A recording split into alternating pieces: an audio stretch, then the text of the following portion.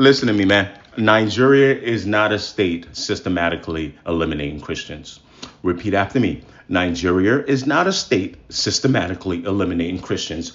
If you get nothing else out of this video, understand that Nigeria is not a state systematically eliminating Christians. Nigeria is a very populous country. Nigeria has its blessings, it has its troubles.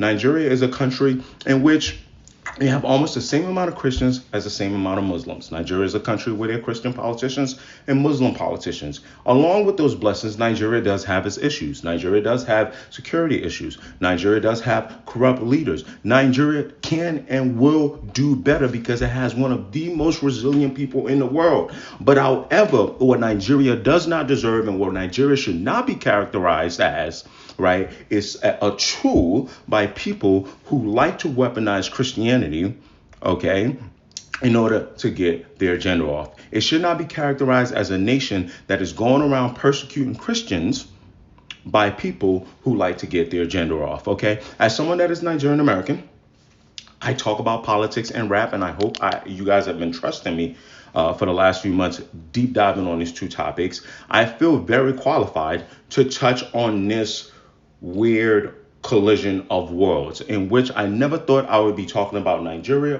Donald Trump, Nicki Minaj, all in one. But let's get into it. First and foremost, this is what started it off. Let's go with that. It's Donald Trump saying Christianity is facing a threat in Nigeria. Thousands of Christians are being unalive. Radical Islamists are responsible. I'm thereby making the Nigeria country a particular concern. And you can see the rest. There's more from Donald Trump, but I want to go with Nicki Minaj, and then I'll go back to Donald Trump, and then I'll go back to Nigeria, okay? Nicki Minaj adds on to Donald Trump's message and says, reading this made me feel a deep sense of gratitude. We live in a country where we can freely worship God, etc. Now, on surface level, when you're reading this and you read everything here and somewhat of a signaling, you're thinking, oh, okay, if, this, we accept Donald Trump's, statement that, Christians are being persecuted in Nigeria and Christians are being persecuted worldwide, then we have to accept Nicki Minaj's statement and go, yeah, all is well. Just two Christians trying to do well for other Christians. Well, hold on.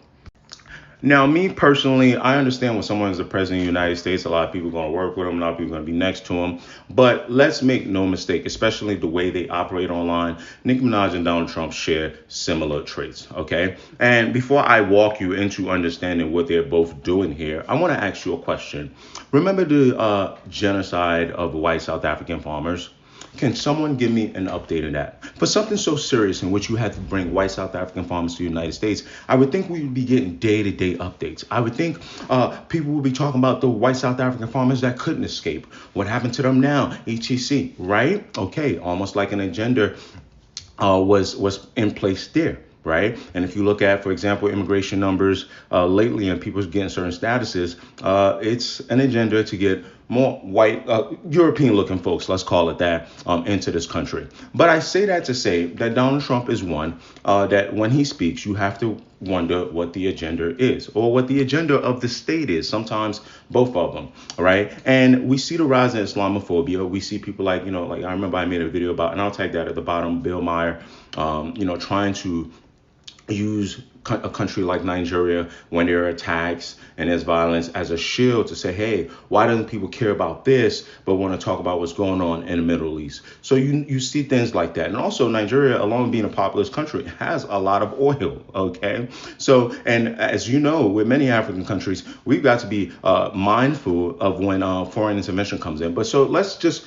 layer that out. Donald Trump has his own agendas. Donald Trump moves like a cult leader. Donald Trump plays victim a lot. Donald Trump does not practice, Christian ways, but is willing to hide behind Christianity and weaponize it. Well, it sounds like somebody else to me who is now going on echoing the statements of Donald Trump. Another person that's willing to go on rants. Yes, that is Nicki Minaj. I can't mince my words here. I have to be very direct because this is a serious issue. OK, and when she amplifies the president's message, she has the same thing that the president has, which is a bunch of lapdogs and a bunch of cult members who are now going to buy into the idea that Nigeria is this country persecuting Christians. OK, and just like Donald Trump, OK, if you can show the world, or try to prove to the world that Christians are under attack, and you hide behind Christianity when you attack people online and use Bible verses, you can then project that you yourself as a Christian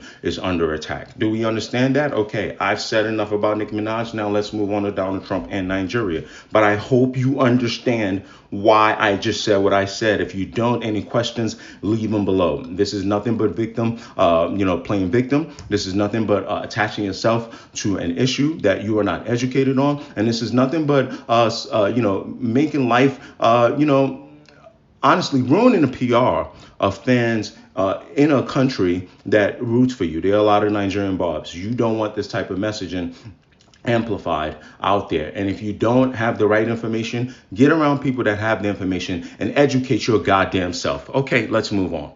Now, the thing with Donald Trump's statement and why it's, harmful and alarming is that his next follow-up is he continues to say, if the Nigerian government continues to allow the unaliving Christians, I will immediately stop all aid and assistance to Nigeria. Okay, you're entitled to do that. But now the next statement, this is the key part, may very well go into that now disgraced countries, insulting. He always has a knack of talking about countries with colored folks a certain way. Guns are blazing. Okay, so we don't want Western powers going into any country, guns are blazing. But he says he's hereby instructing our Department of War to prepare for possible action. Okay. And now I'm going to use the Nigerian Minister of Foreign Affairs here just to give Nigeria a little bit of representation here, and saying, hey, for the avoidance and the statement that they made towards the president, they made other statements, but for the avoidance of any doubt and out of respect for all the victims and survivors around the world of this unique and appalling crime against humanity, let the record show that there is no genocide now or ever in Nigeria, right? Now, thanks to Newsweek here, I really like the way they layered this out, and I'm going to use this to continue on the conversation with you guys, right? Nigeria, whose population is about evenly split between Christians and Muslims, has been beset by decades of violence whose roots lie not only in religion, but in ethnic division, criminality, local politics, poverty, and battles over land between farmers and herders that have been exacerbated by shifts in the climate. And this is really a summary of what's going on here, right? You talk about foreign interference. Yesterday I just talked to you guys about Sudan. I just talked to you about what's going on in Sudan, interference by countries, but people placing their bets because they support one side over another to be able to, when that side comes in power, be able to loot that country of its resources. But I brought up Sudan, and I brought up Rwanda, because if you want to talk about intervening in places where there is, extreme violence, war, right, and you really want to play the world's police, you go ahead and poke your nose in that, in a genuine manner. But you won't. You'll watch people get unalived.